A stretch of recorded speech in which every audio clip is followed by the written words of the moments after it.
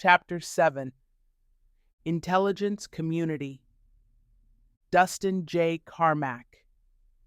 Mission Statement.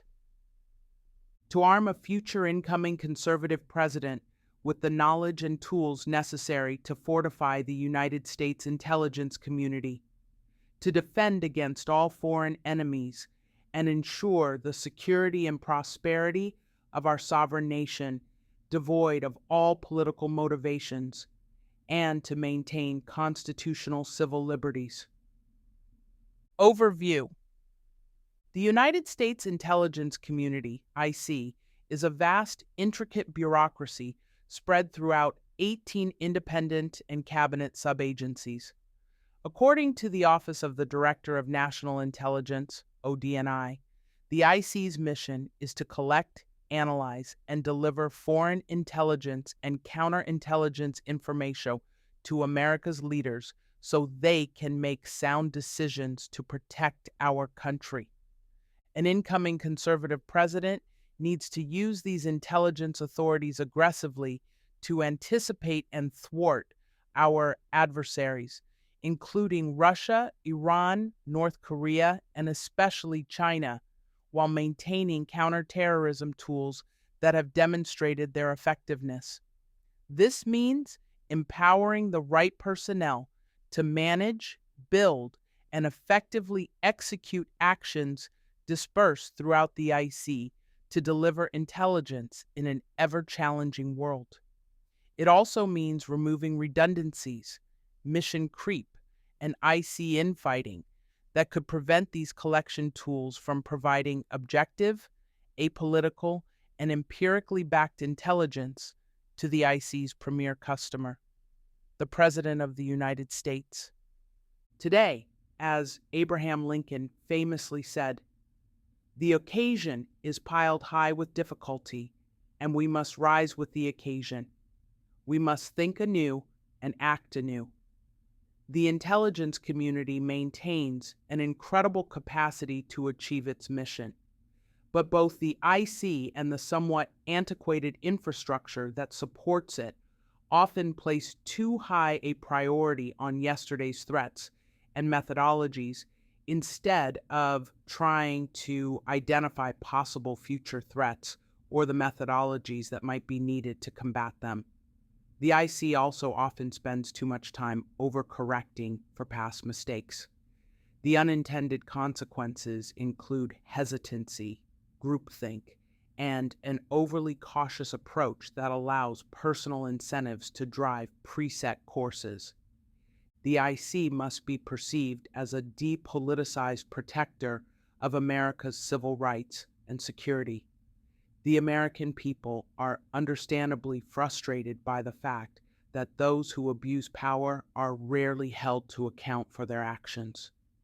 This must change, beginning with leadership that is both committed to ensuring that these agencies faithfully execute the laws of the land under the Constitution and resolved to punish and remove any officials who have abused the public trust. The IC must also start to look forward, not backward. A concerted, disciplined, leadership-led initiative must be undertaken to refocus and shift IC prioritization, funding, and authorities to new and emerging threats, technologies, and methodologies if the United States is to prevail against its global adversaries. Unfortunately, America's major strategic threat is a nation-state peer, and possibly ahead of the U.S. in strategic areas. An incoming president must understand that today's intelligence competition could well require analyzing technologies the U.S. does not have or compartmentalizing certain information, as was done during the Cold War because of intelligence penetration.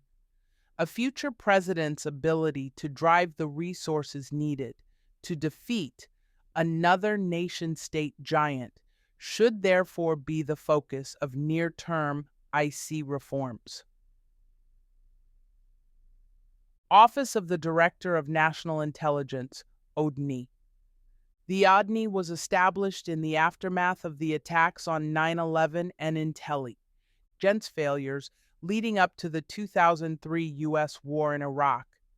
The office and its functions stem from authorities established under executive orders promulgated by President George W. Bush in 2004, followed by statutory authorizations in the Intelligence Reform and Terrorism Prevention Act of 2004, IRTPA.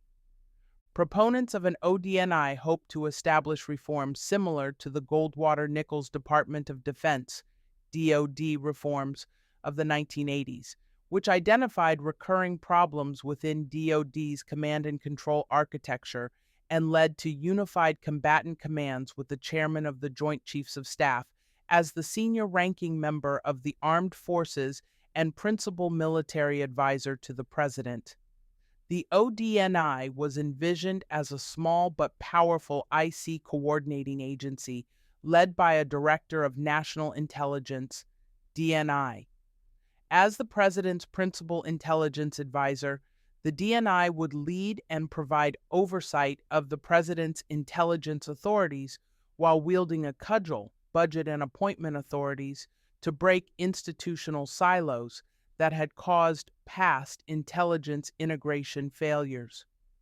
Originally envisioned by the 9/11 Commission as a strengthened authoritative position, the final congressionally negotiated product signed by President Bush has led to ambiguous and vague authorities that are dependent on who is selected as DNI and Central Intelligence Agency, CIA Director, and their level of support from the White House and National Security Council, NSC.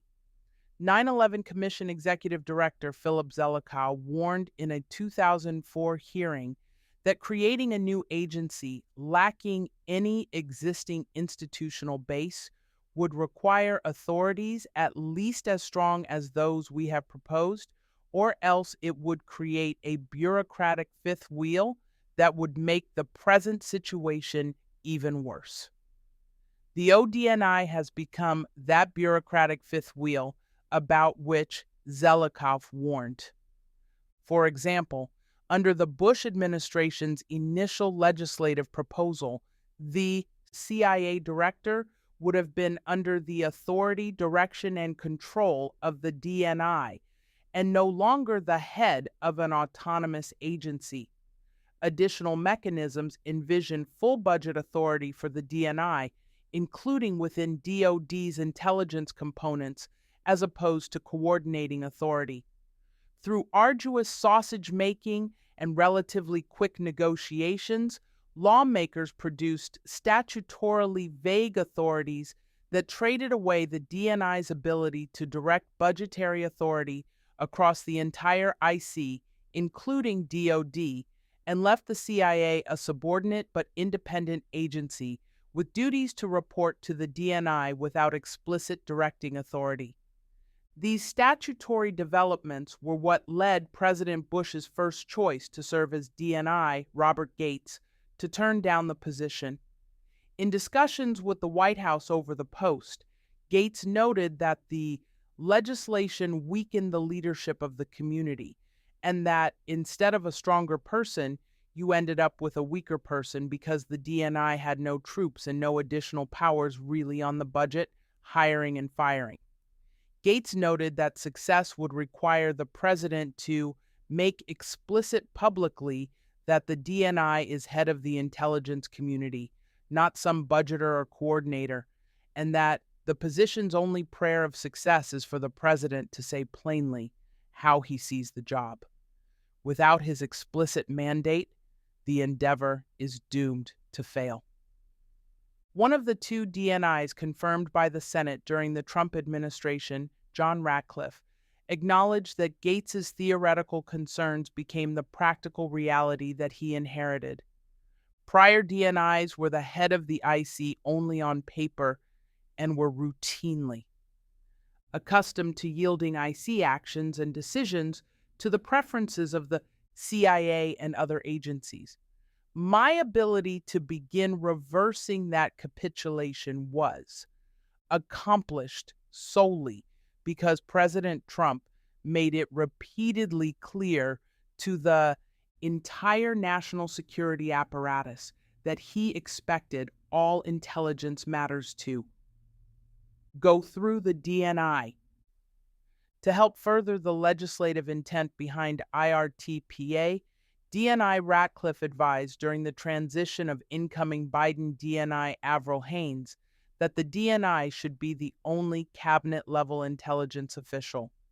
While his recommendation was adopted and has corrected the previously allowed imbalance by making the DNI the only cabinet official and head of the IC at the table, the ODNI's effectiveness and direction leave much to be desired.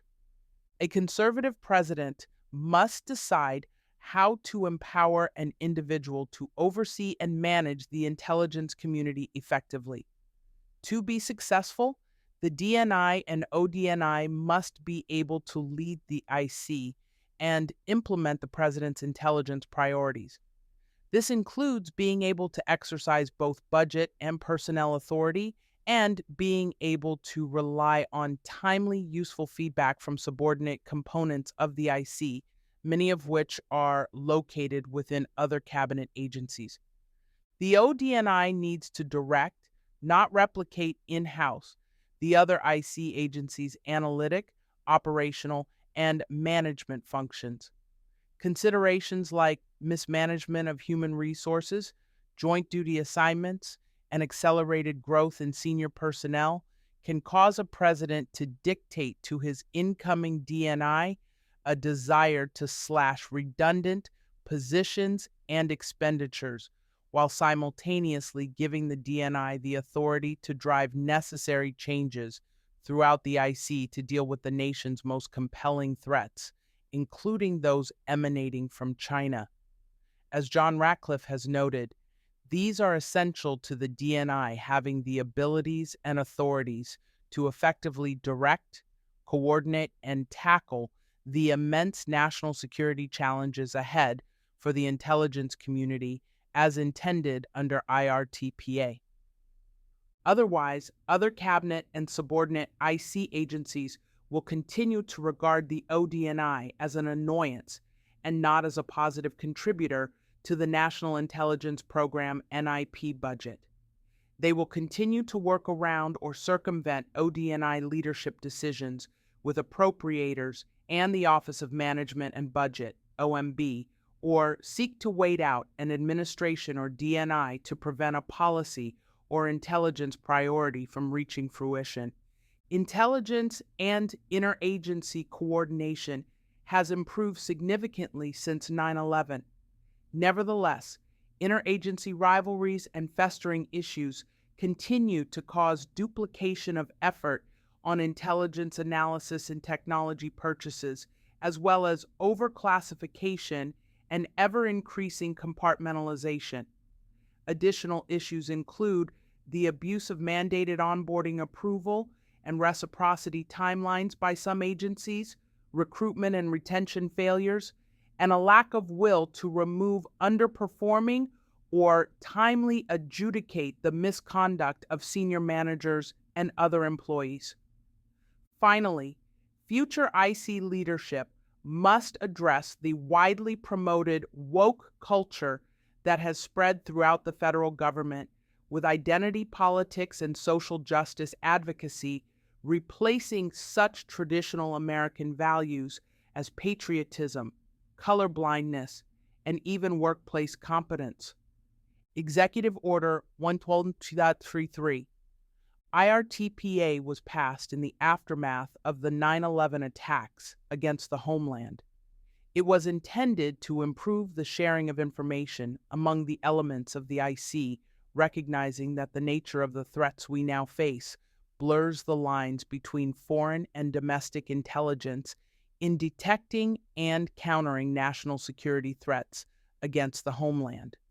An equally important objective in passing the most significant intelligence reform since the National Security Act of 1947 was creation of the position of DNI, charged with assuming two of the three principal roles that formerly belonged to the Director of Central Intelligence, DCI.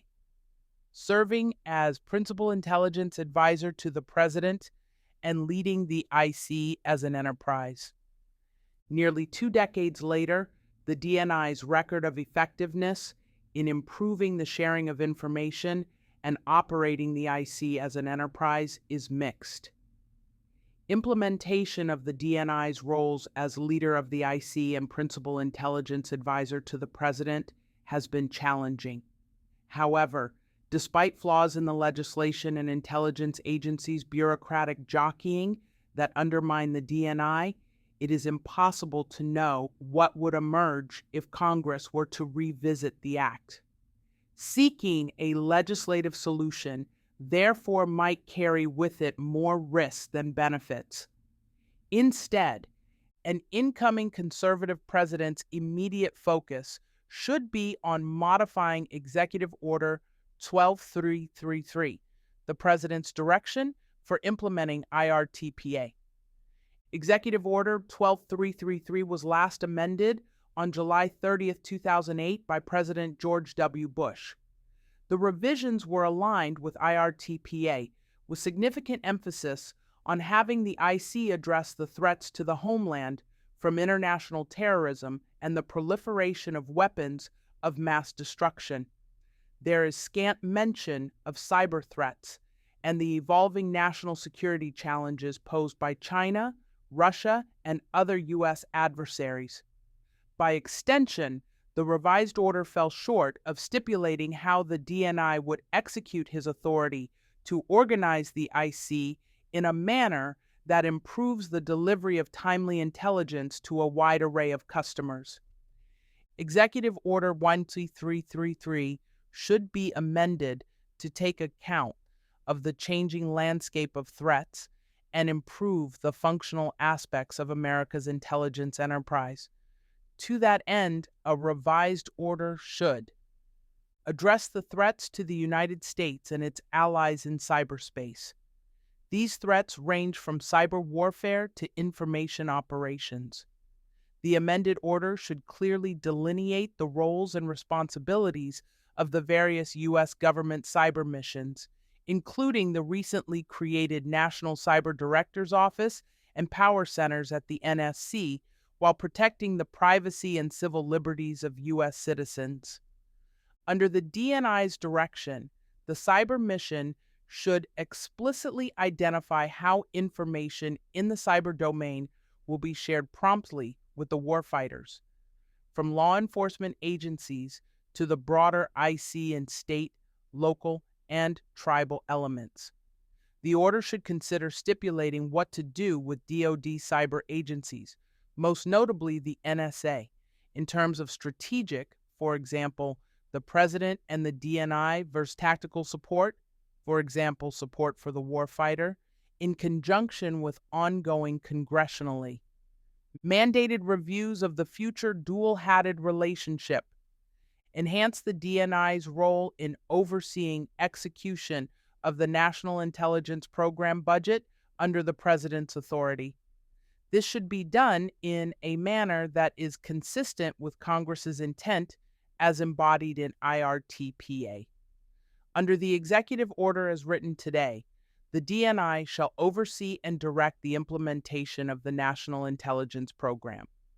In practice, the DNI's authority to oversee execution of the IC's budget remains constrained by an inability to address changing intelligence priorities and mandate the implementation of appropriated NIP funding to higher intelligence priorities.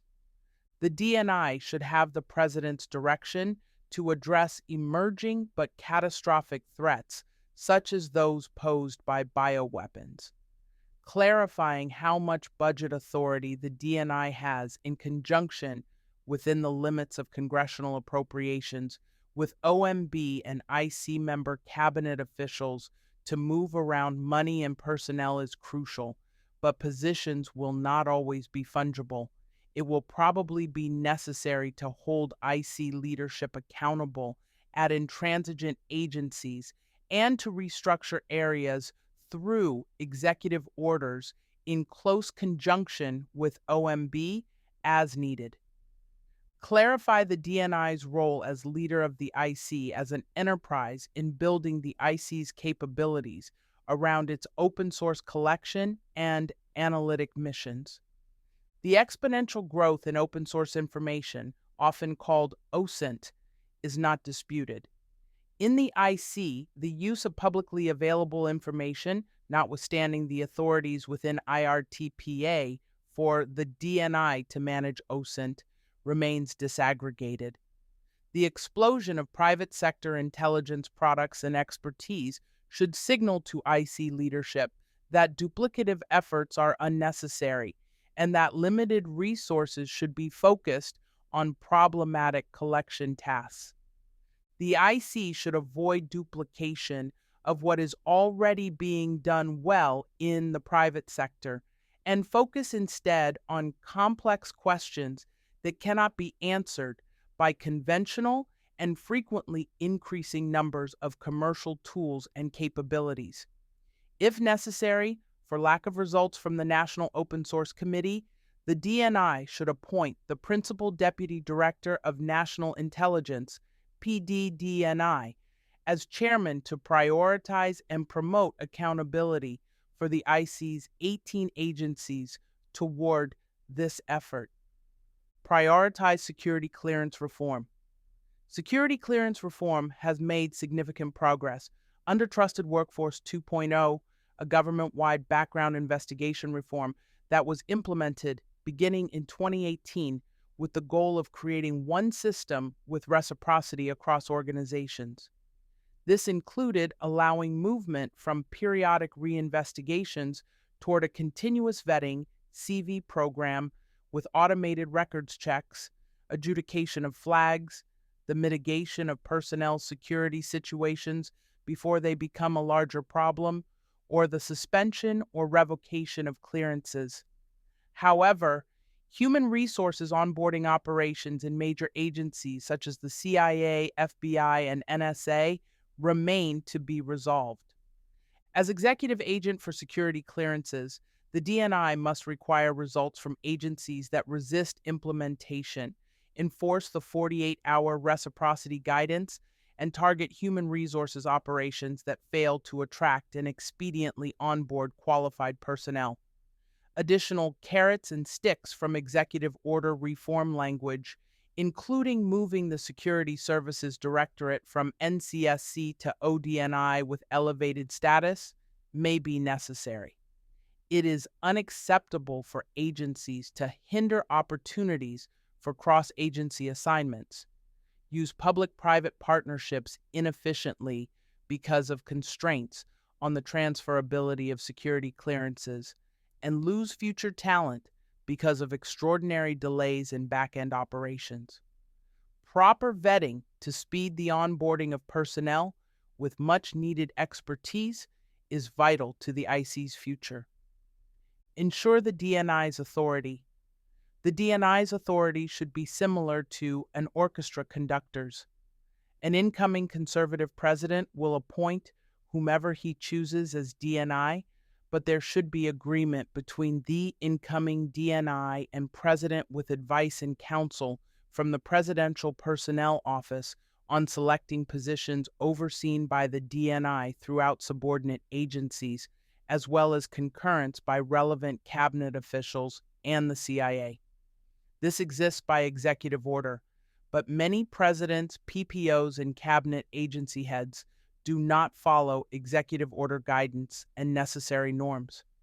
The importance of trust, character, and the ability to work together to achieve a joint set of intelligence goals established by the president cannot be overstated. It is a mission that can be accomplished only with the conductor and his orchestra playing in sync. Provide additional support for such economic and supply chain focused agencies as the Department of Commerce. Information sharing and feedback can help sub-agencies like the Commerce Department's Bureau of Industry and Security to improve their understanding of the threat from China and thereby counter it more effectively. They can also aid the development of export control mechanisms and potential outbound investment screening where necessary.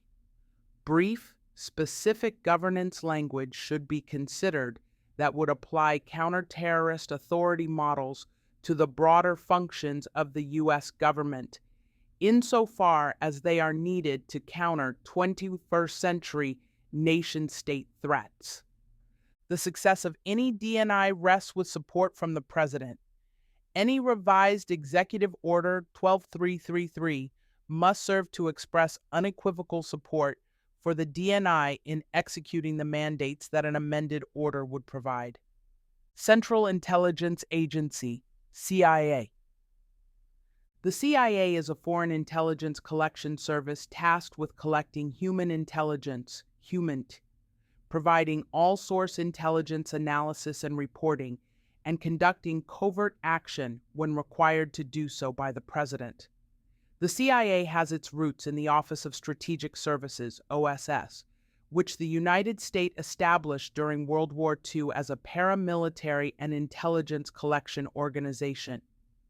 After World War II, President Harry Truman disbanded the OSS, and the CIA was established in law by the National Security Act of 1947. As with every agency in government, the president's election sets a new agenda for the country. Public servants must be mindful that they are required to help the president implement that agenda while remaining apolitical, upholding the Constitution and laws of the United States, and earning the public trust.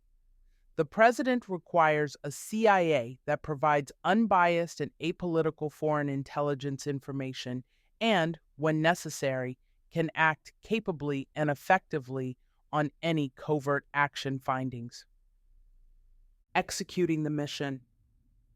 The CIA's success depends on firm direction from the president and solid internal CIA director-appointed leadership. Decisive senior leaders must commit to carrying out the president's agenda and be willing to take calculated risks. Therefore, the next president-elect and incoming presidential personnel office should identify a director nominee who can foster a mission-driven culture by making necessary personnel and structural changes. The president-elect should choose a deputy director who, without needing Senate confirmation, can immediately begin to implement the president's agenda. This includes halting all current hiring to prevent the burrowing in of outgoing political personnel. Additional appointees should be placed within the agency as needed to assist the director in supervising its functioning.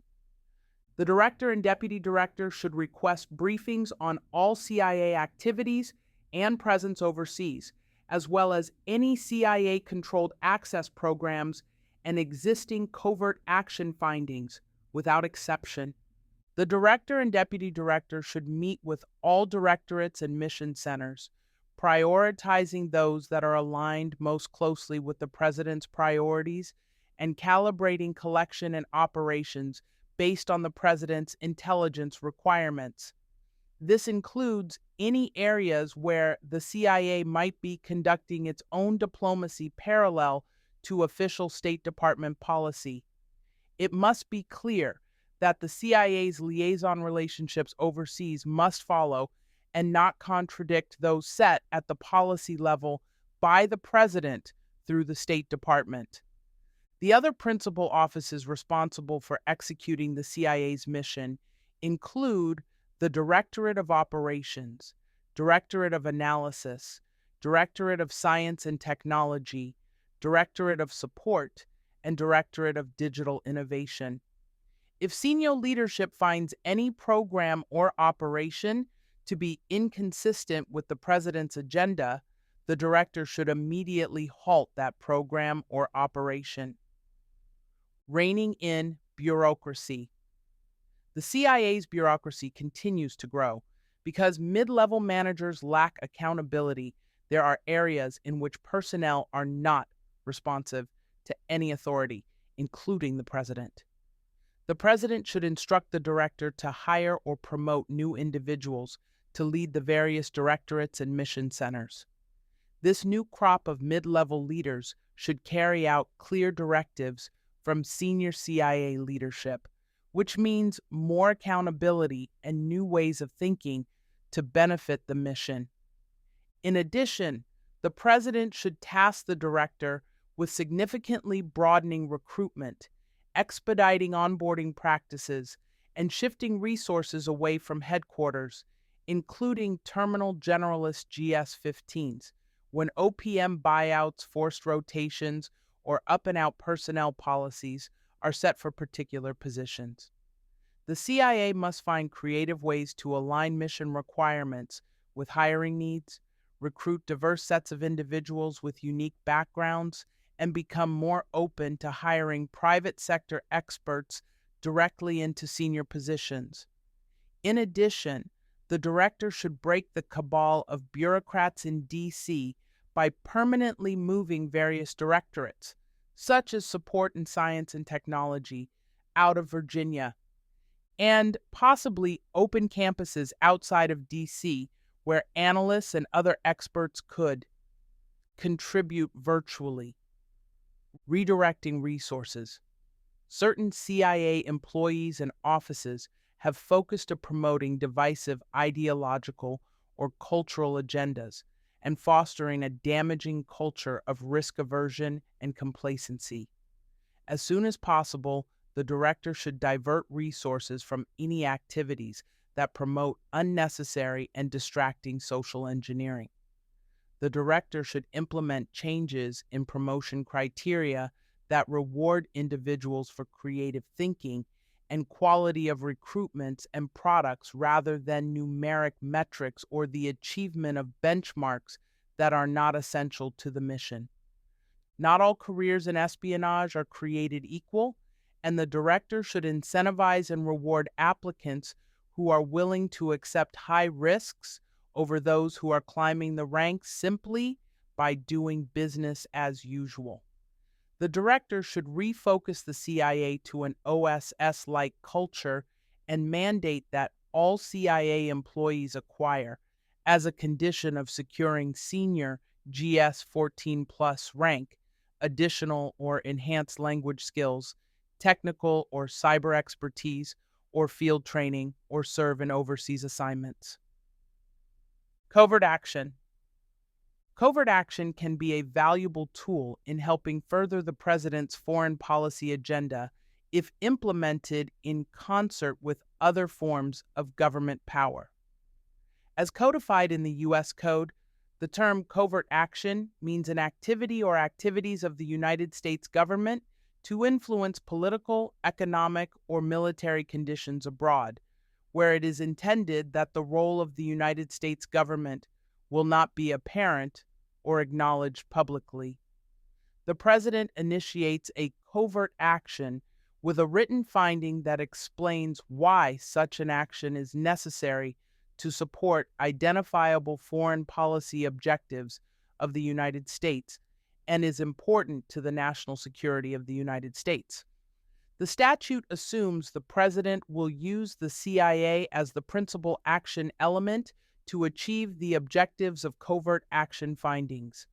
However, the president need not feel constrained to utilize only the CIA. Each finding shall specify each department, agency, or entity of the United States government authorized to fund or otherwise participate in any significant way in such action. For example, the Department of Defense maintains certain clandestine capabilities under Title X authorities that may resemble but far exceed in scale similar capabilities outside of DoD. Generally, such DoD capabilities can be employed outside a combat theater only if they are determined to be traditional military activities. In practical terms, this means that many DoD capabilities, including those in the space and cyber domains, can be employed only after the initiation of armed conflict. Given the range of global threats the United States faces today, the President should consider whether DoD's complete set of capabilities should be used to support potential covert actions.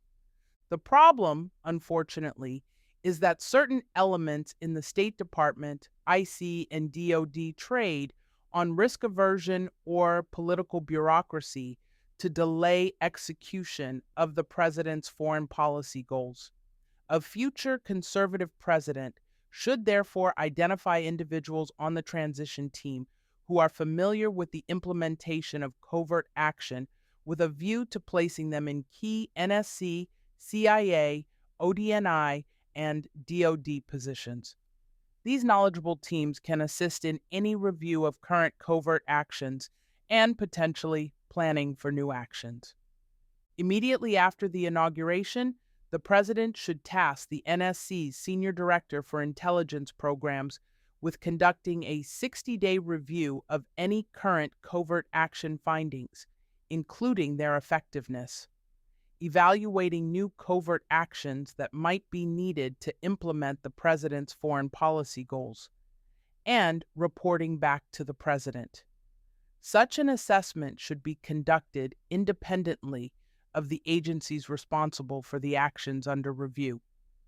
As part of the review, the Senior Director for Intelligence Programs should identify which departments or agencies, such as the CIA or DoD, are best equipped to achieve the objectives set out in new and existing findings.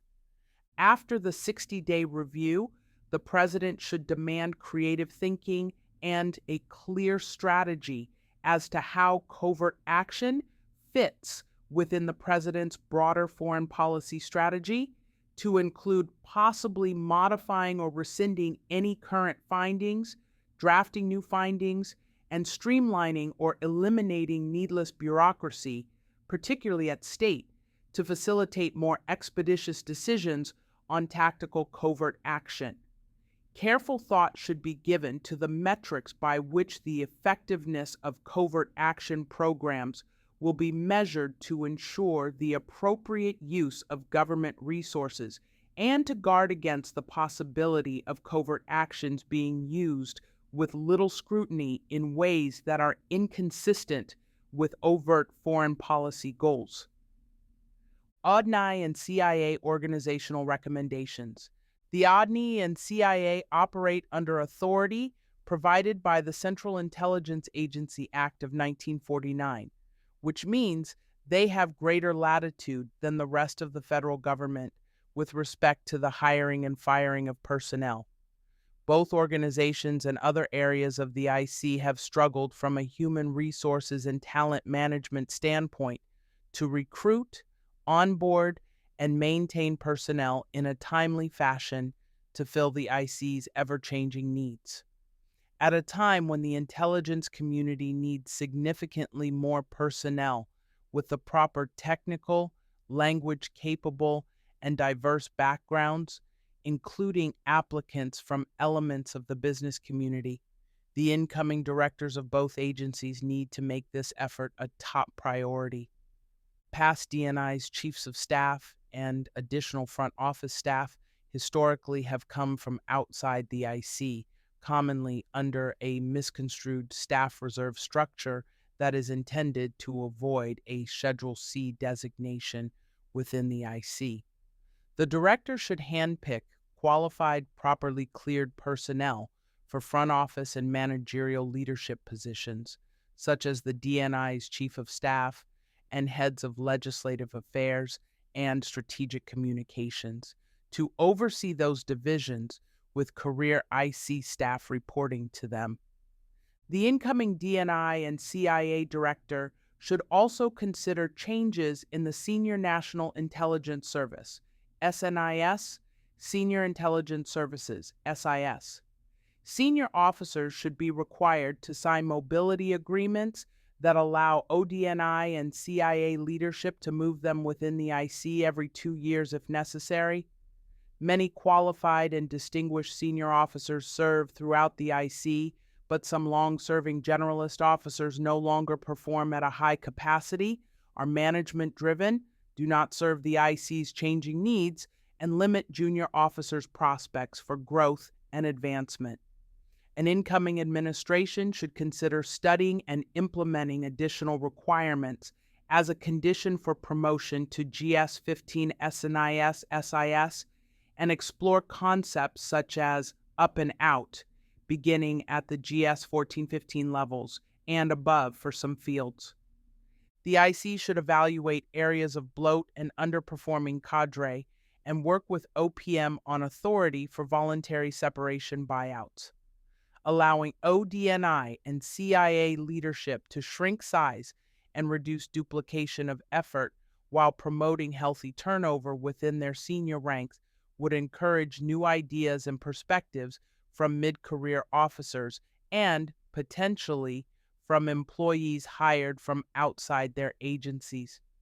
The ODNI and CIA should maximize their direct hire and incentive building authorities to bring in talented and properly cleared individuals to serve in positions requiring technical, language, and cyber expertise. Finally, the human resources and talent management systems for onboarding purposes at the ODNI, CIA, and some other elements of the IC are fundamentally broken.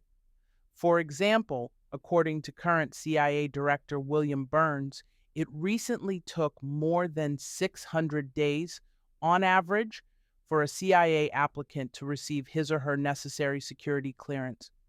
Although security clearance procedures have been somewhat improved in recent years, and Burns has committed CIA to reducing that to no more than 180 days, degradation in other areas of the process has limited the IC's capacity to attract qualified and needed expertise. Preventing the abuse of intelligence for partisan purposes. The intelligence function must be protected from bottom-up and top-down politicization if it is to play its proper role in our national security decision-making process. Unfortunately, both types of politicization have occurred recently to the detriment of the intelligence community's reputation and credibility. More important, the politicization of intelligence risks contributing to policy failures, as we saw with the Iraq War, or even undermining our democratic system here at home. In particular, the IC must restore confidence in its political neutrality to rectify the damage done by the actions of former IC leaders and personnel regarding the claims of the Trump-Russia collusion following the 2016 election and the suppression of the Hunter Biden laptop investigation and media revelations of its existence during the 2020 election. But the problem is not confined to the executive branch struggle between the IC and policymakers. It also relates to the IC's relationship with Congress, as evinced by DNI James Clapper's failure to answer honestly in response to congressional questions about government surveillance programs. The ODNI and CIA are undergoing a crisis of confidence based on several factors. First, President Barack Obama's CIA director, John Brennan, gravely damaged the CIA by minimizing the Directorate of Operations and exploiting intelligence analysis as a political weapon after he left office. Brennan's role in the letter signed by 51 former intelligence officials before the 2020 election is unclear, but in dismissing the Hunter Biden laptop as Russian disinformation, the CIA was discredited, and the shocking extent of politicization among some former IC officials was revealed. Restoring respect for the IC as an independent provider of information and analysis, while also ensuring that it is responsive to the legitimate needs of policymakers, will require reinforcing essential norms and institutions. However, we should also recognize that achieving the perfect balance that avoids the pathologies of too much distance or too much closeness and responsiveness to policymakers is not only difficult, but probably impossible. Thus, given the very nature of the business and the political process, Much will depend on the promotion of certain norms or virtues on both sides of the principal agent relationship. Specifically, the DNI and CIA director should use their authority under the National Security Act of 1947 to expedite the clearance of personnel to meet mission needs and remove IC employees who have abused their positions of trust.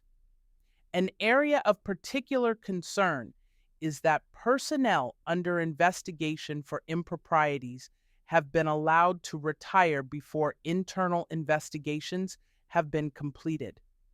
Directors of both agencies must instill further confidence in their workforces, Congress, and the American people that they can and will deal effectively with personnel that fail to live up to their oath to the Constitution, adhere to ethical and moral standards as expected by America's taxpayers, and faithfully execute the law.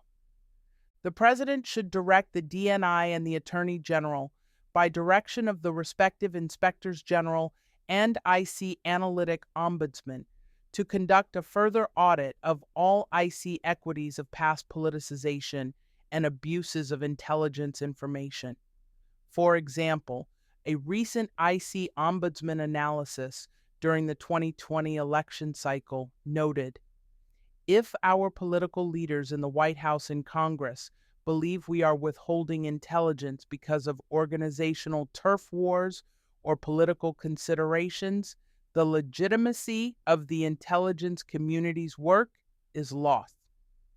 The President should immediately revoke the security clearances of any former directors, deputy directors, or other senior intelligence officials who discuss their work in the press or on social media without prior clearance from the current director.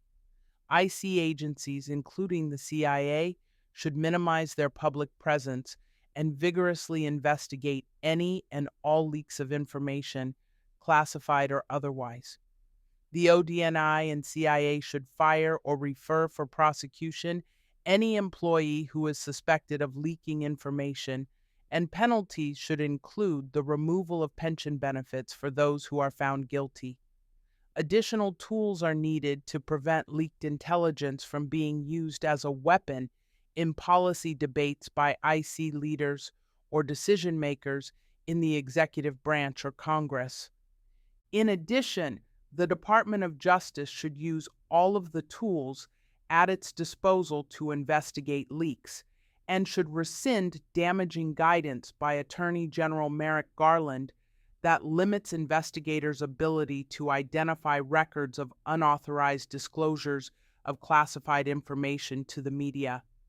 Personnel have sufficient access to legitimate whistleblower claims under protections provided by Inspectors General and Congress.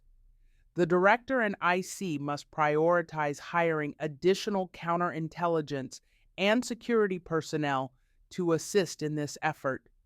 Military and civilian IC training should include stronger emphasis on the norm of political neutrality, including a mandatory course on professionalism and repercussions for abuse in the execution of duties in all degree programs at the National Intelligence University. Intelligence leaders need to model norms of neutrality and respect for the decision-making authority of the President, appointed officials, and Congress. This includes building trust with key decision-makers by not using their positions and privileged access to information to influence policymaking indirectly or directly in an inappropriate fashion, especially by engaging in threat inflation. IC leaders should practice extreme restraint in engaging with the public and the media. They should seek to work in the shadows rather than in the limelight. Potential restrictions on such appearances could supplement this norm, preventing political leaders from using IC officials to support an administration position as they do with military leaders. Retired IC leaders should similarly support the neutrality norm by not becoming public figures. Congress should not use IC leaders as pawns in policy struggles with the president or the other party during their appearances before committees of the House and Senate. While Congress has a proper oversight role, it should distinguish between information that needs to be public and information that should be discussed in private with members of the IC. A DNI should call balls and strikes to those on both sides of the aisle on Capitol Hill who attempt to weaponize the use of selective intelligence to feed political narratives.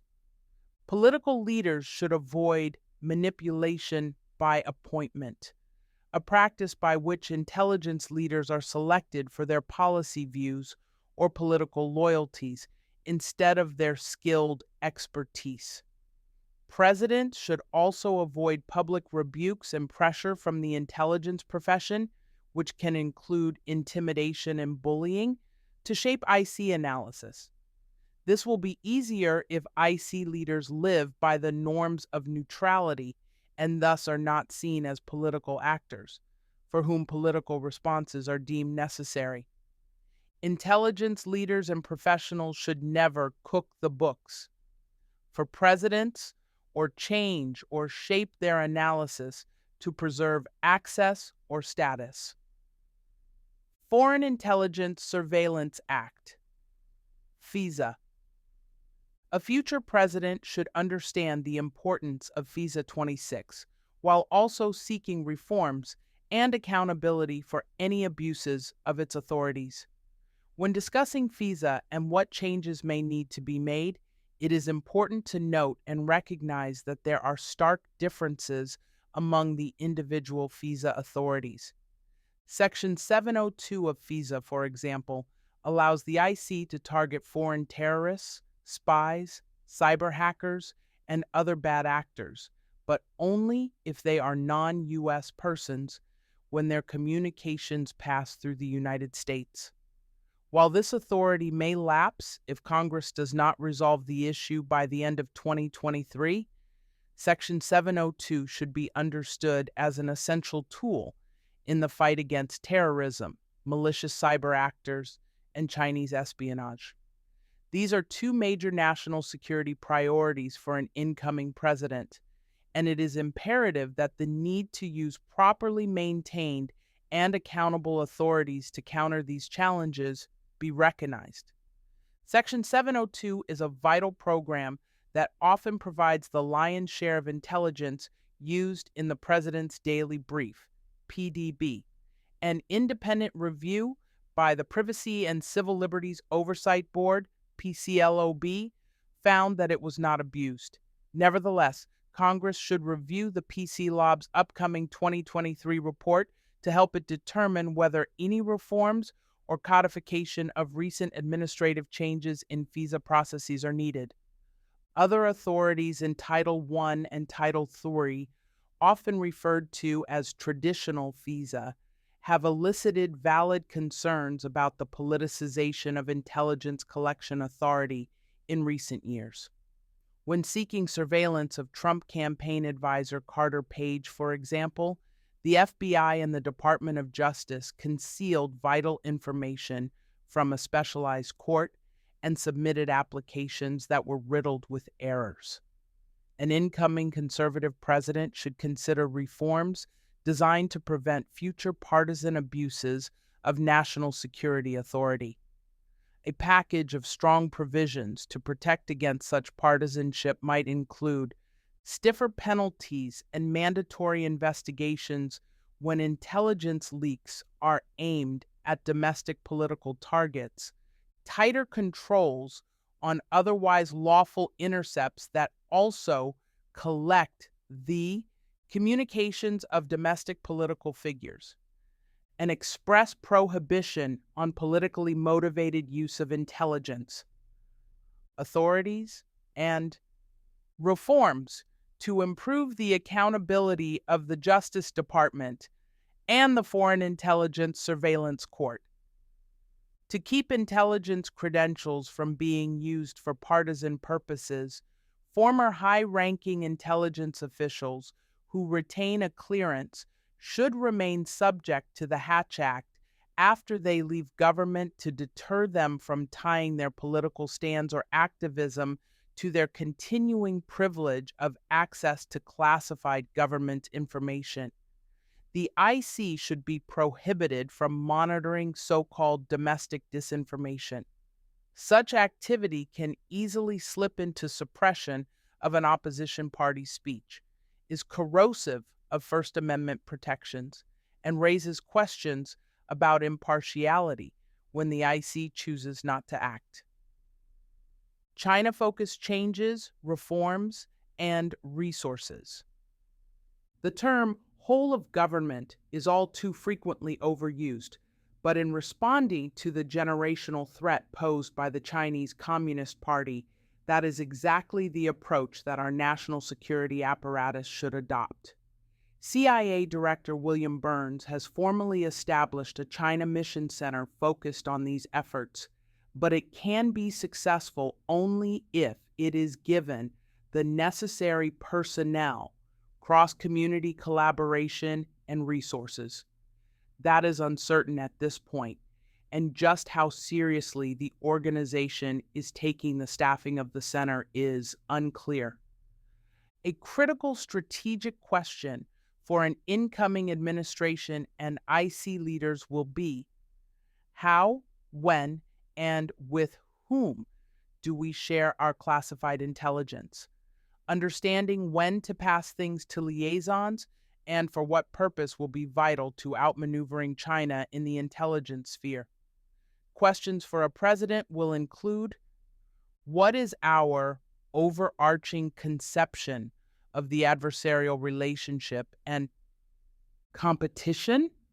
How does intelligence sharing fit into that conception?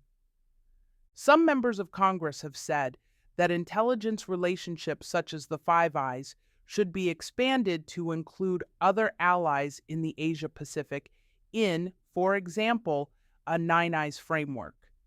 This fails to take into account the fact that any blanket expansion would necessarily involve protecting the sources and methods of a larger and quite possibly more diverse group of member countries that might or might not have congruent interests.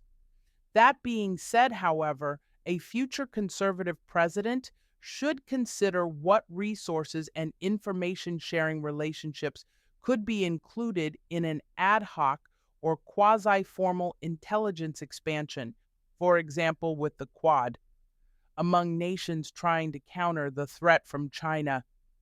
Significant technology, language skills, and financial intelligence resources are needed to counter China's capabilities.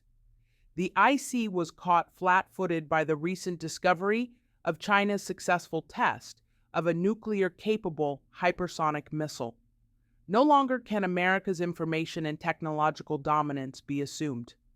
China's gains and intense focus on emerging technologies have taken it in some areas from being a near peer competitor to probably being ahead of the United States. China's centralized government allocates endless resources, sometimes inefficiently, to its strategic Made in China 2025 and military apparatuses, which combine government, military, and private sector activities on quantum information sciences and technologies, artificial intelligence, AI, machine learning, biotechnologies, and advanced robotics. The IC must do more than understand these advancements. It must rally non-government and allied partners and inspire unified action to counter them. In addition to combat China's economic espionage, authorities and loopholes in the Foreign Agents Registration Act, FARA, will have to be examined and addressed in conjunction with the Attorney General. Many issues within the broader government can be tied back to a more general congressional understanding of the threat due to the compartmentalization of committee jurisdictions and the responsibilities of executive agencies to brief on the nature of the threat. Broader committee jurisdictions should receive additional intelligence from IC agencies as necessary to inform China's unique and more comprehensive threat across layers of the U.S. government bureaucracy and economy. Former DNI John Ratcliffe increased the intelligence budget as it related to China by 20%. When people ask me why I did that, he explained in an interview, I say, because no one would let me increase it by 40%. I had an $85 billion combined annual budget for both the National Intelligence Program and Military Intelligence Program. My perspective was whatever we're spending on countering China, it isn't enough. From an intelligence standpoint, the need to understand Chinese motivations, capabilities, and intent will be of paramount importance to a future conservative president. It is therefore also of paramount importance that the whole of government be rowing together. National Counterintelligence and Security Center, NCSC. The Senate Select Committee on Intelligence, SSCI, has taken a keen interest in possibly updating the codified language underpinning much of the nation's counterintelligence apparatus.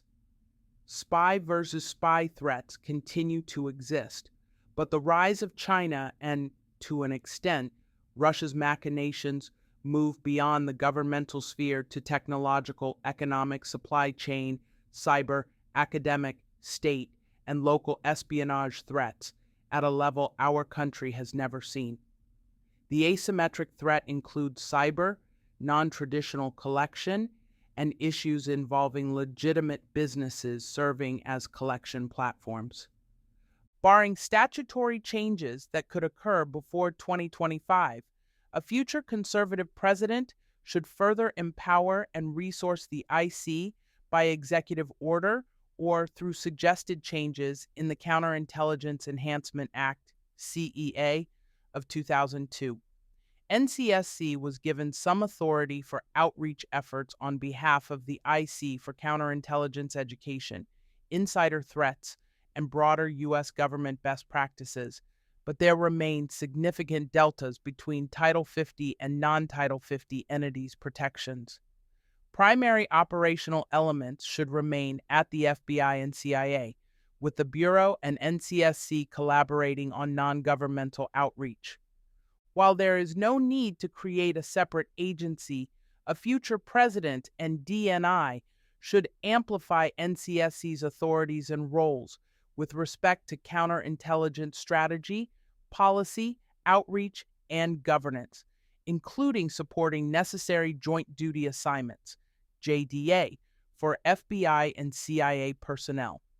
At the same time, the FBI requires significant additional resources and legal authorities to fulfill its statutory role as the lead operational counterintelligence agency in dealing with the ever-growing threats posed by our adversaries. The CEA should be updated to include foreign espionage efforts aimed at universities. Corporate America, technology companies, research institutions, and academia must be willing, educated partners in this generational fight to protect our national security interests, economic interests, national sovereignty, and intellectual property, as well as the broader rules-based order, all while avoiding the tendency to cave to the left-wing activists and investors who ignore the China threat and increasingly dominate the corporate world. Reinstitution of the National Security Higher Education Advisory Board and the National Security Business Alliance Council should be prioritized with leadership from the NCSC, the FBI, or a combination of both entities.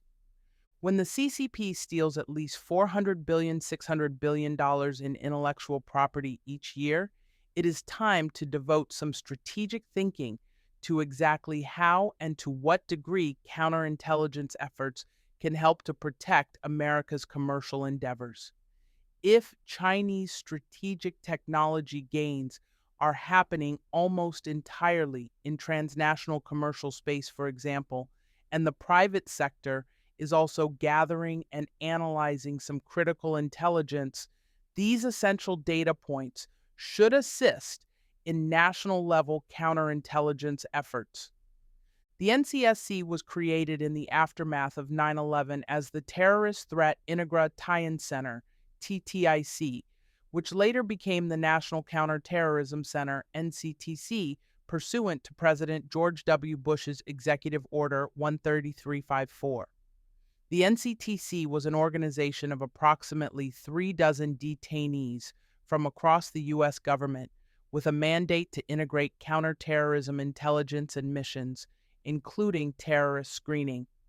Eventually, in November 2014, the Director of National Intelligence, D&E, established the NCSC by combining the Office of the National Counterintelligence Executive with the Center for Security Evaluation, the Special Security Center, and the National Insider Threat Task Force to effectively integrate and align counterintelligence and security mission areas under a single organizational construct. The Director of NCSC serves in support of the DNI's role as Security Executive Agent, CCEA, to develop, implement, oversee, and integrate personnel security initiatives throughout the U.S. government. NCSC has added value in such areas as fusing cross-community intelligence for terrorism watchlisting purposes and improving information sharing while carrying roughly half of the overall cadre for the ODNI. An incoming administration should focus NCTC on integrative tasks, many of which cannot be carried out elsewhere in the IC, but should not use personnel and resources for redundant analyses that duplicate the work of such other IC entities as the FBI and CIA. Additional areas for reform: analytical integrity. The tradecraft of intelligence analysis is mostly a collection of lessons learned over decades about what works and does not work in a profession whose high-stakes work is performed by thousands, but that also bears little outside scrutiny and provides few metrics by which to gauge success or failure on a regular basis. These lessons have accumulated from the perceived misuse of intelligence by consumers, as was the case with respect to war-related assessments in the Johnson and Bush administrations. Failures, such as the failures to warn of the collapse of the Soviet Union and the specific threat of 9/11, successes in piecing together tactical and often technical puzzles, such as estimates of Iranian nuclear program maturation, and strategic victories such as anticipating critical geopolitical developments that have been years in the making. Historically, this tradecraft has been passed on in the form of unwritten rules, learned on the job and in agency-specific training classes, but increasingly since the intelligence reforms of 2004, they have been codified IC-wide under the direction of the Deputy Director of National Intelligence for Mission Integration. A RAND study of U.S. intelligence tradecraft notes that the vast majority of intelligence analysts reside outside the Central Intelligence Agency and do work that is tactical, operational, and current. The study goes on to note that the Defense Intelligence Agency, DIA, has as many analysts as the CIA has, and that the National Security Agency, NSA, has several times as many analysts, as does the National Geospatial Intelligence Agency, NGA, indicating both the breadth of the IC's technical collection and its emphasis both on developing analysts who can interpret secret human or technical intelligence in quick turnaround pieces and on countering tactical asymmetric threats like terrorism. During the Cold War, however, there was a more balanced analytic focus with greater emphasis on strategic intelligence issues as a means of outcompeting the Soviet Union. This kind of analysis deals not only in secrets, but also in mysteries, making well founded but ultimately unknowable predictions about future actions by a competitor or adversary.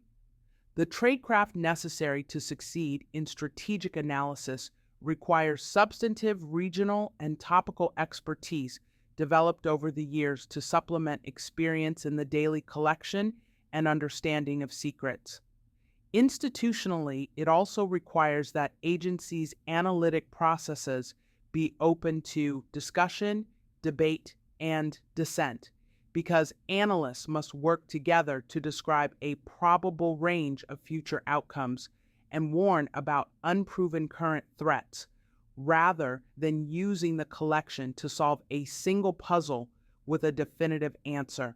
Regarding its mission to follow longer term issues, the IC is falling short in resourcing and in openness to dissenting opinions, which, if taken seriously, can help responsible officials respond more effectively to threats and threat actors. The IC Analytic Ombudsman has expressed concern that hyperpartisanship has threatened to undermine the foundations of our republic, penetrating even into the intelligence community. For example, the Ombudsman noted in a report on the IC's handling of election threat analysis in 2020 that, in his view, CIA officials had deliberately downplayed dissenting views and coordination comments expressed by experts at the National Intelligence Council and elsewhere who felt there was evidence of Beijing's intent to exert at least some influence on the 2020 election, as opposed to the consensus view that Beijing did not interfere in U.S. elections. Senior CIA analysts and leaders made it difficult to have a healthy analytic conversation in a confrontational environment, while violating multiple official IC tradecraft standards. By not allowing dissents or considering alternatives, the CIA exercised undue influence on intelligence. Subsequent exposure of China linked online influence and the FBI's warnings about continued efforts through the 2022 midterms highlight the folly of undue certainty without consideration of alternatives.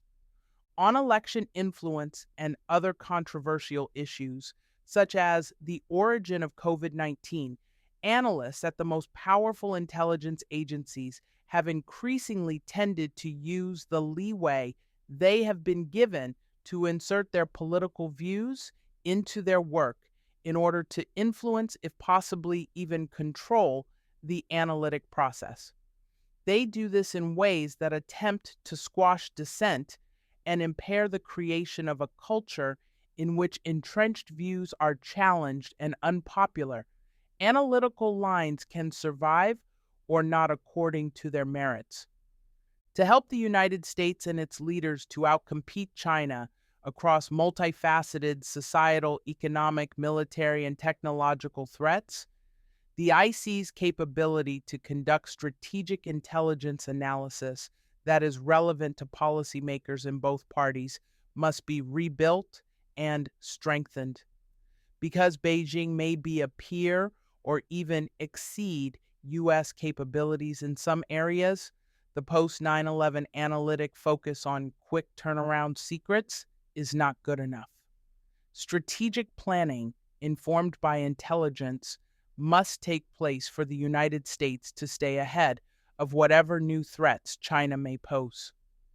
An incoming conservative president will have the opportunity to signal the demand for such strategic products and prioritize their production through communications to intelligence leaders and formal mechanisms such as shifting priorities within the National Intelligence Priority Framework and structuring the president's daily brief. The incoming DNI should also emphasize implementing the recommendations in the Ombudsman's report, especially regarding objectivity, the inclusion of dissenting viewpoints, and more serious efforts to hold senior leaders accountable for back-channel attempts to change or suppress analytic views. Accounting for the long history of intelligence failures and surprises, an incoming conservative president must appreciate the ambiguity, complexity, limits, and assumptions inherent in intelligence assessments. Intelligence often deals with the human dimension in complex decision systems within a foreign country or organization, and this makes consistently accurate predictions difficult, if not impossible, to develop. Seeing something and understanding what you are seeing are two different things, so a president should consistently and patiently press the IC about its potential biases, assumptions, methodology, and sourcing. With regard to election threat analysis and politically controversial topics, agency leaders should take seriously the Ombudsman's admonition that we need to maintain tradecraft standards across all countries and topics by ensuring that equitable standards apply across all foreign threat actors. Analysis should be put forward without regard to the domestic political ramifications of intelligence conclusions.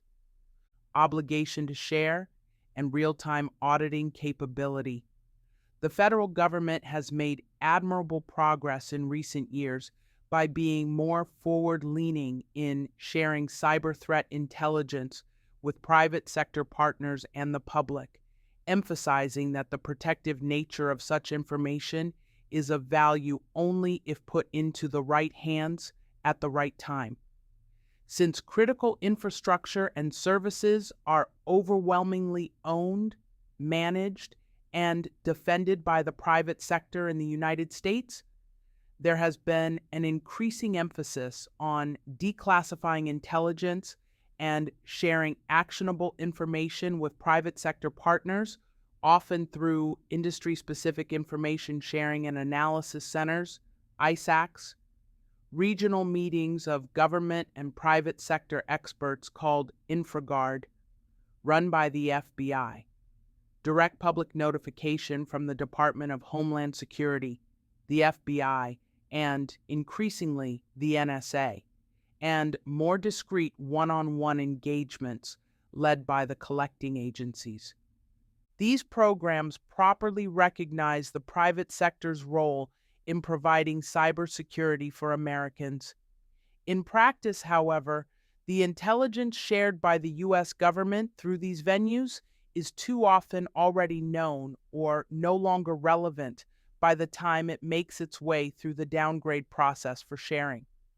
In addition, government shared information often needs to take advantage of the opportunity to provide context, such as attribution, trends, and size of the observed cyber problem.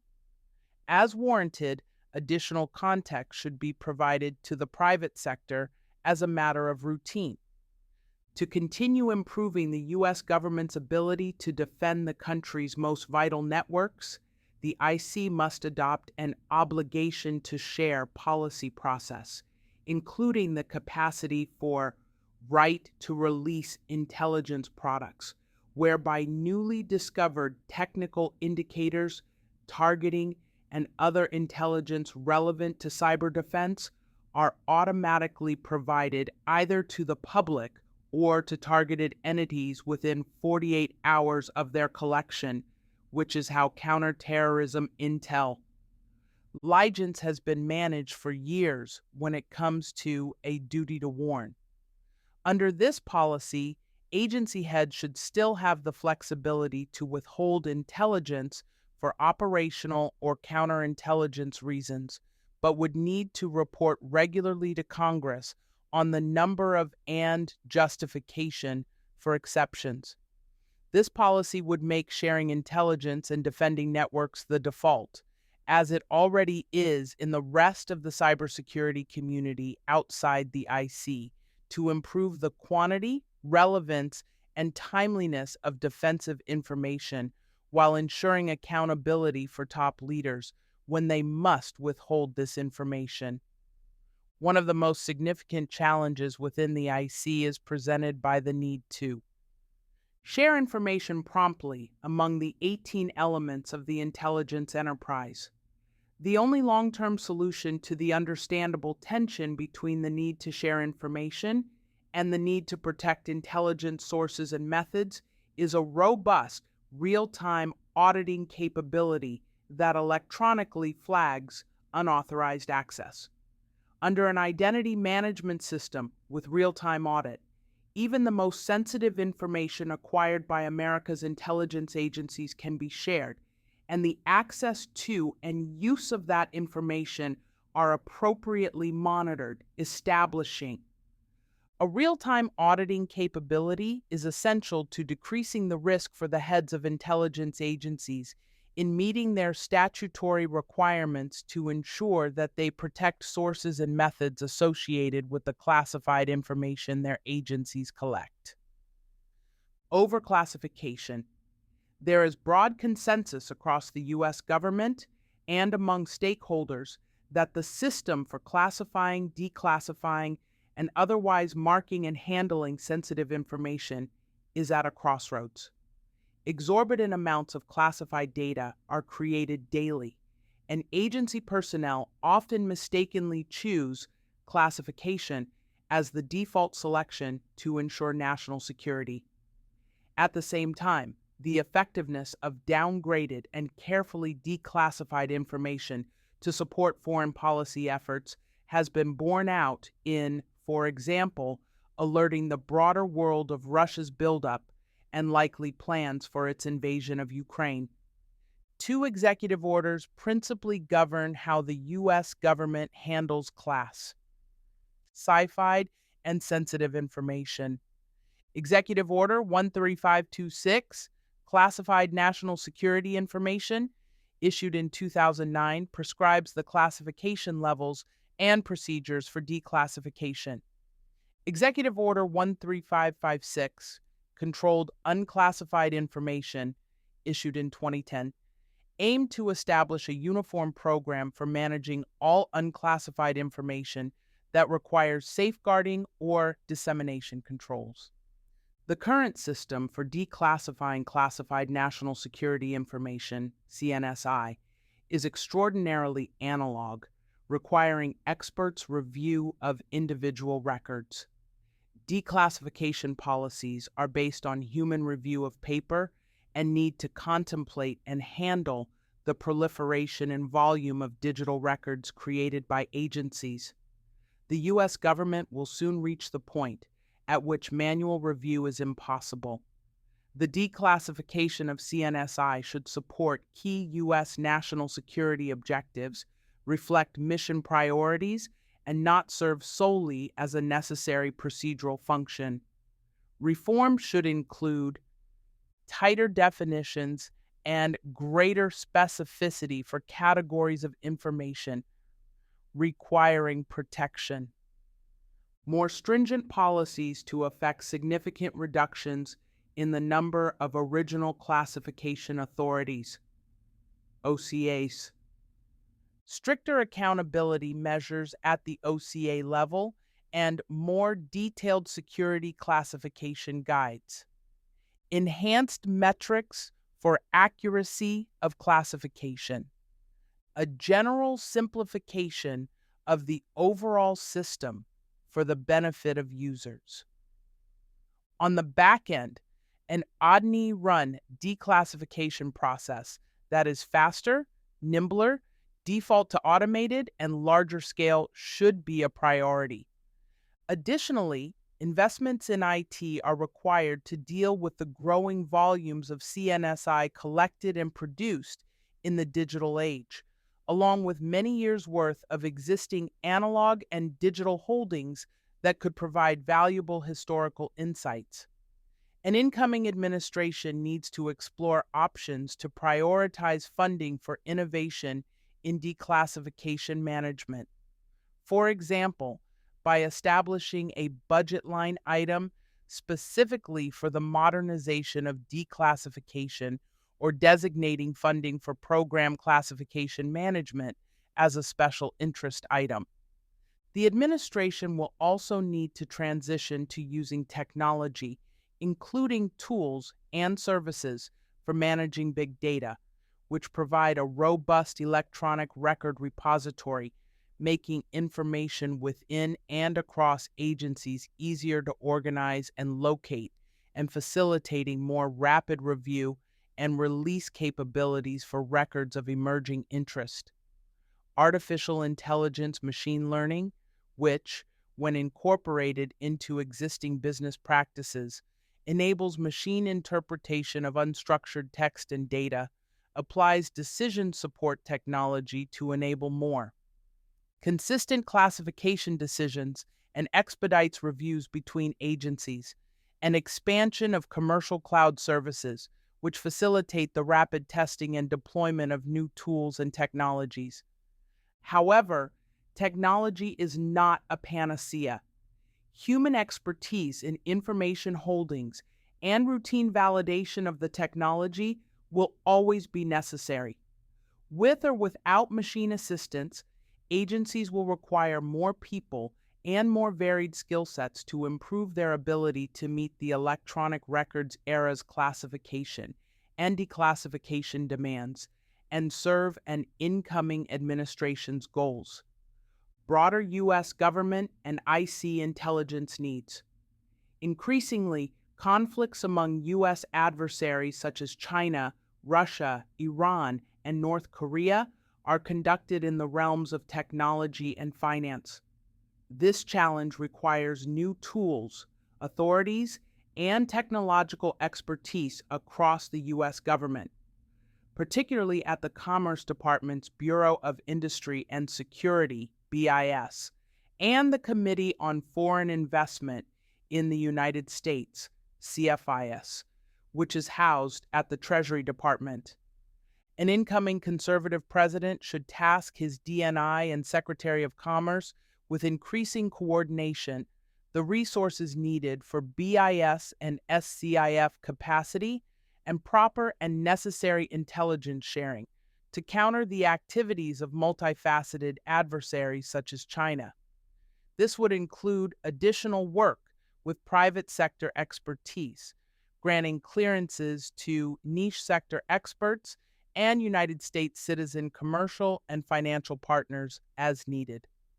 Cover in the digital age. Even in the public domain, it is becoming increasingly clear that protecting the identities of undercover intelligence officers is difficult in the digital age. The truth is that as our daily activities are conducted predominantly in the digital domain, our antiquated system for providing cover to undercover officers has lagged woefully behind the threat from foreign adversaries.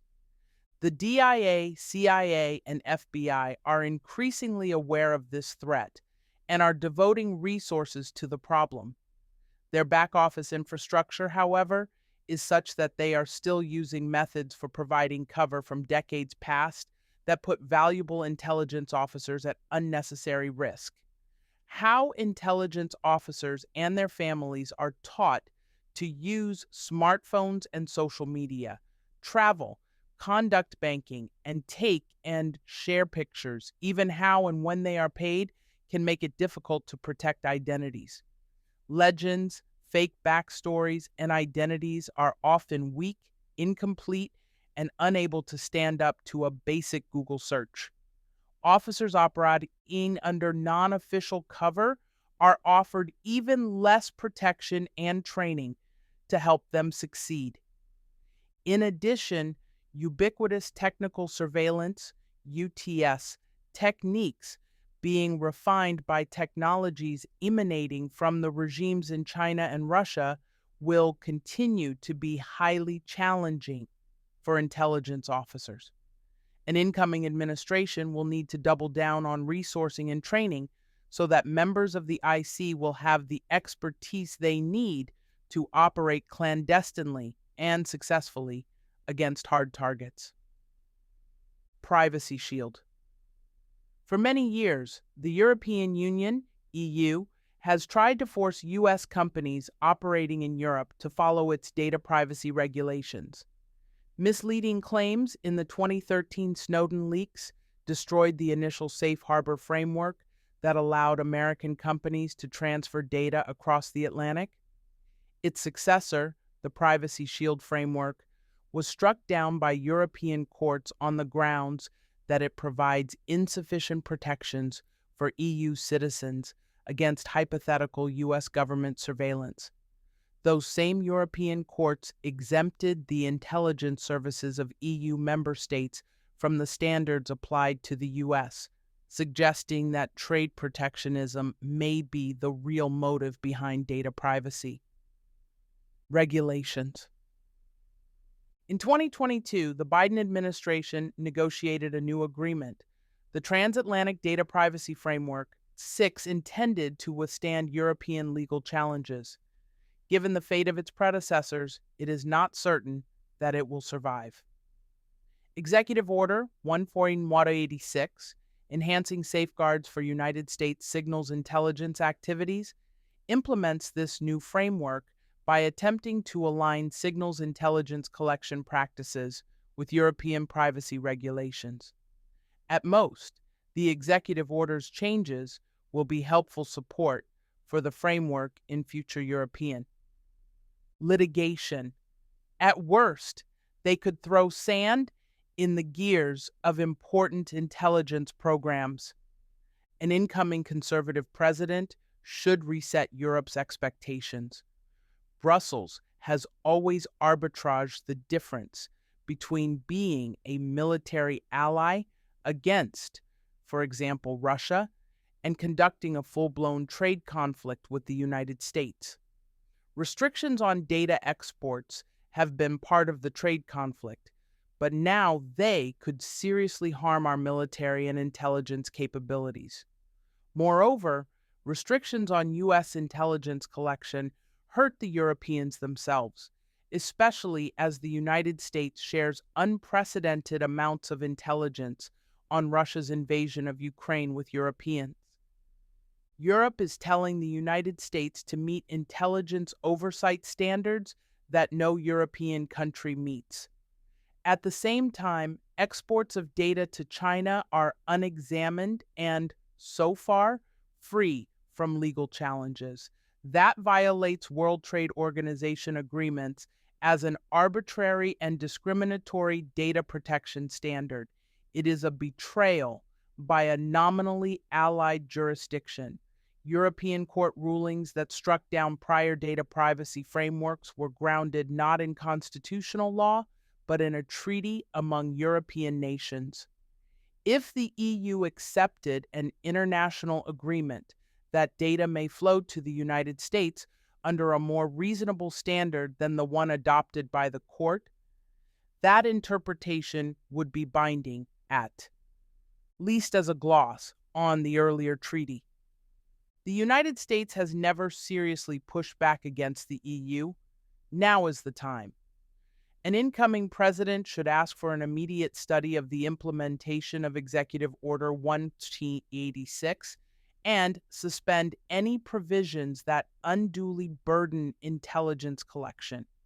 At the same time, in negotiations with the Europeans, the United States should make clear that the continued sharing of intelligence with EU member states depends on successful resolution of this issue within the first 2 years of a president's term. It is time for a real solution, not the 30 years of stopgaps imposed by Brussels. President's Daily Brief, PDB. An incoming conservative president should make clear what the president's daily brief is and is not. The PDB should be for the president specifically, with a much narrower distribution and addressing areas of strategic concern.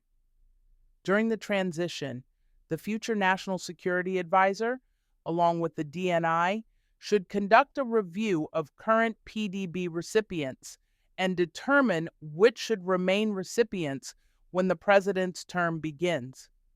Instead of being used as the statement of record for the agencies, the PDB often misses the areas of interest for presidents and their senior advisors.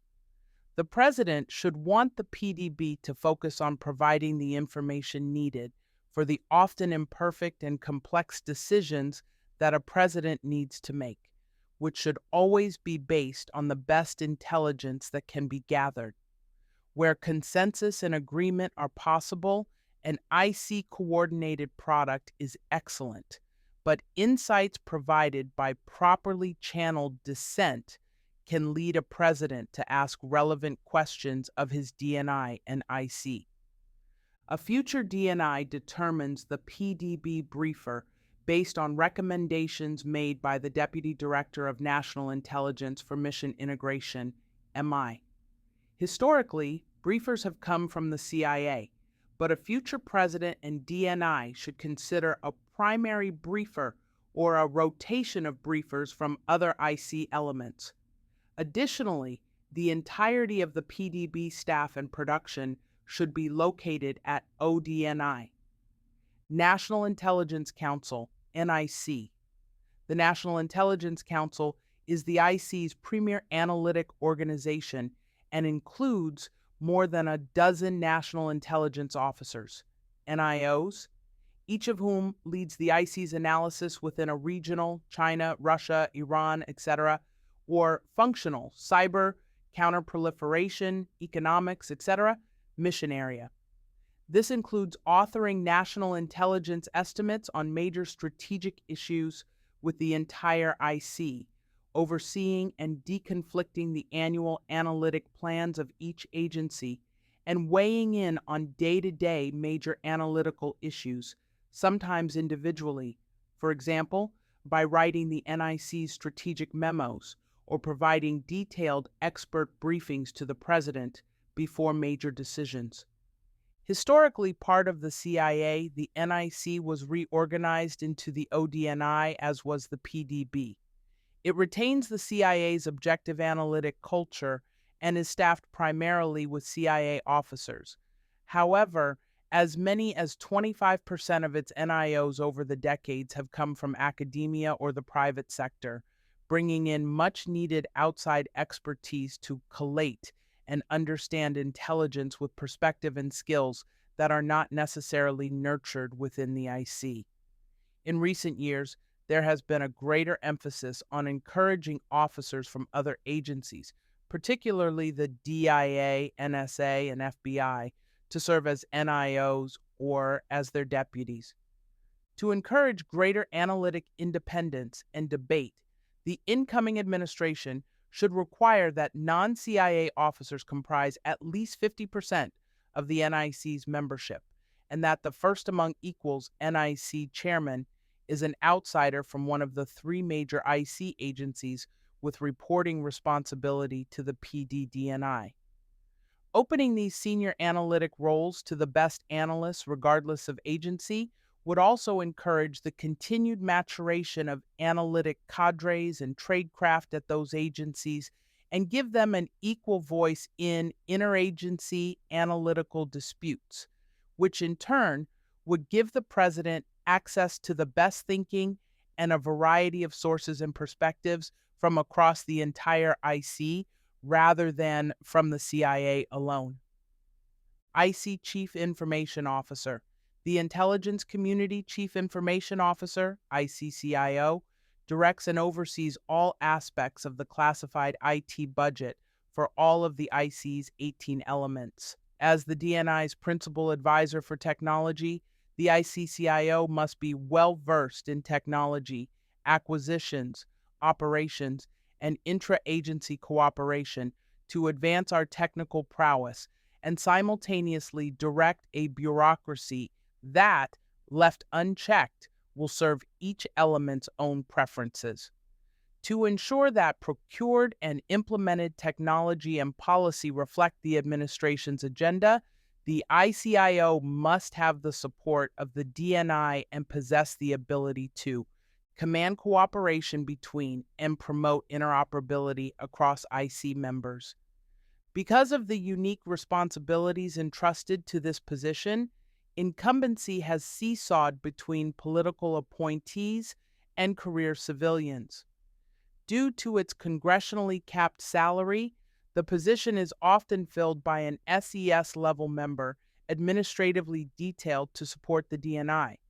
At times, the ICCIO is incorrectly referred to as the ODNI CIO. By law, and to secure unbiased execution across all of the IC's 18 elements, the same individual may not serve as ICCIO and ODNI CIO. They are two distinct positions. Critical areas and ICIT portfolio priorities for the ICCIO include, but are not limited to, transparent accounting and allocation of IT investments across the IC, including commercial cloud computing and storage, C2E. Recognized and uniform security access for people, systems, and capabilities to enable interoperability across IC elements. 5G, 6G data transmission and network interoperability, which is vital to IC element operations. Artificial intelligence and machine learning, quantum cryptography and post-quantum encryption, PQE, and cybersecurity infrastructure, where Biden administration changes have realigned and reassigned management, oversight, and IT architecture responsibilities to NSA and DHS CISA, conflicting with ICCIO delineated roles. An incoming administration should appoint the ICCIO as a primary member of the DNI staff, along with the ODNI General Counsel, IC Chief Financial Officer, and ODNI Chief Operating Officer. The president-elect should require immediate reviews of the progress in implementing post-quantum encryption at a minimum for IC and defense systems, but preferably throughout the government. The President's National Security Memorandum specifying the goal of mitigating as much of the quantum risk as is feasible by 2035 needs to be revised in light of the magnitude of the threat. Accounting for the investment that will be needed to secure IT systems for national security should be a top priority. ODNI, CIA, and IC technology issues. In recent years, the IC has had a mandate from multiple administrations to advance technology needs for intelligence, needs that have seen massive changes as a result of such threats as China's advancements in technology and data infrastructure. Many of the projects coming out of ODNI and CIA's Science and Technology Directorate, S&T, focus on expensive AI-driven open-source work, but there is likely duplication of effort in areas where the private sector and entrepreneurs are already making progress. The Intelligence Advanced Research Projects Activity, IARPA, and S&T should focus primarily on challenging technology problems, avoiding duplication of what is already being done well in the private sector in such areas as practical defense, cyber intelligence, and artificial intelligence research would help to focus the agencies on the complex shadow tasks at hand, while simultaneously freeing limited resources for advancement in other areas. President's Intelligence Advisory Board and PIAB Intelligence Oversight Board. The President's Intelligence Advisory Board, PIAB, is charged with providing the President with an independent source of advice on the IC's effectiveness while offering insights into the IC's future plans.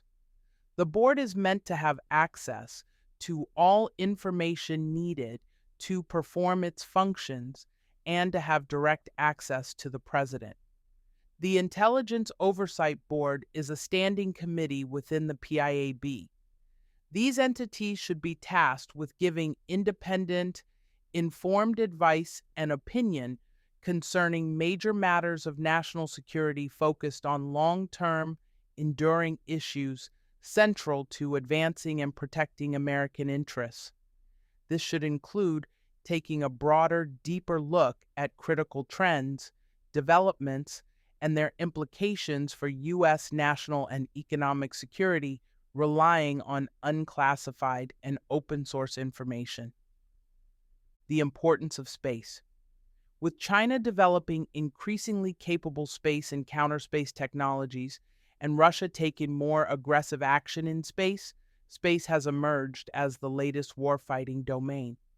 In response, the DNI created the Office of the Space Executive, OSX, in 2018 as an experiment to promote greater integration of IC space activities without incurring excessive overhead. The DNI mandated greater collaboration across the enterprise without adding personnel, altering authorities, and increasing budgets. The space executive's design reflects the original design principles of the ODNI. The ODNI was explicitly not designed to be a departmental headquarters with command and control of the 18 agencies' vast bureaucracies. Rather, it was designed to be small and lightweight, with a mission to coordinate and integrate the critical activities of the IC's 18 agencies without creating new bureaucracy. That goal should remain in force, and calls by outside entities or Congress to add new centers and layers should be rejected. The Office of the Space Executive has been recognized as an effective governance model and has spawned similar efforts, including the Election Threats Executive, Economic and Threat Finance Executive, and Cyber Executive. With this in mind, the following initiatives should be pursued. Expand collaboration with partners. For too many decades, the IC and DoD have acquired and operated satellites independently. To improve their ability to meet the threat posed by China and Russia, the IC and DoD should 1. Explore new methods for better integrating our space assets. 2. Examine the possibility of joint programs. And 3. Fully utilize unique Title 10 and Title 50 authorities to execute space defense and offense strategies jointly. Additionally, the IC should support building international alliances with like-minded partners beyond the Five Eyes intelligence sharing nations. Increasingly, potential allied nations and their commercial companies are developing innovative space capabilities to augment and strengthen the U.S. space defense and intelligence posture. Refocus space-related intelligence collection. The IC has developed a space threats collection posture predicated on 3 assumptions. 1. The best information on developing space threats comes from collection against the adversary's military institutions on Earth. 2. There should be a clear dividing line between DoD's intelligence activities and the IC's. And 3. Only government-developed exquisite capabilities can inform threat analysis and decision-making effectively.